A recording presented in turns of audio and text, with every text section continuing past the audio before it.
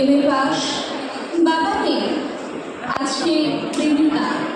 সে আর 2-1 মাস দেখবে, তারপর নদীর এবার থেকে নদীর ওপারে গিয়ে বলবে, রূপম আজ চলি, তোমাকে মনে থাকবে চিরদিন। রূপমকে একটা চাকরি দিন, যে কোনো কাজ, পিয়নের কাজ করলে চলবে। তমালবাবু ফোন তুললেন। ফোনের অন্য প্রান্তে যারা কথা বলেন, যেহেতু তাদের দেখা যায় না, সুতরাং তারা দুর্গেও। তমালবাবু মামাকে বললেন, রূপমের একটা চাকরি দরকার। মামা বললেন কাকাকে, কাকা বললেন জ্যাঠাকে, জ্যাঠা বললেন বাতাসকে। মানুষ টানলে একরকম, কিন্তু বাতাস টানলে প্রথমে সে ছুটে যাবে দক্ষিণে।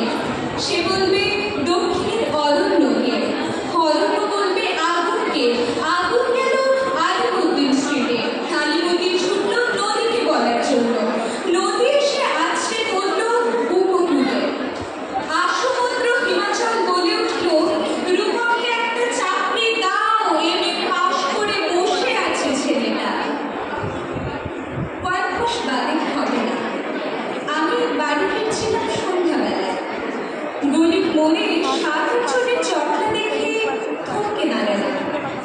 জল থেকে সদ্য তুলে আনা রূপমের দেব করে, সারা গায়ে ঘাস, খড়কুটো, হাতের মুঠোয় ধরে থাকা একটা 1 টাকার কয়েন।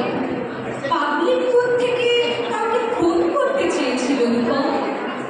ভারত সরকারের 1 টাকা কয়েনের দেখে আমার চোখ। সারা গায়ে সবুজ ঘাস, ঘাস নয় অক্ষর। এম এ পাস করতে একটা ছেলেকে যত অক্ষর পড়তে হয়, সেই সমস্ত ব্যর্থ অক্ষর রূপমের গায়ে লেগে আছে। একটা ছেলেকে কেন আপনারা এম এ পড়ান? কোন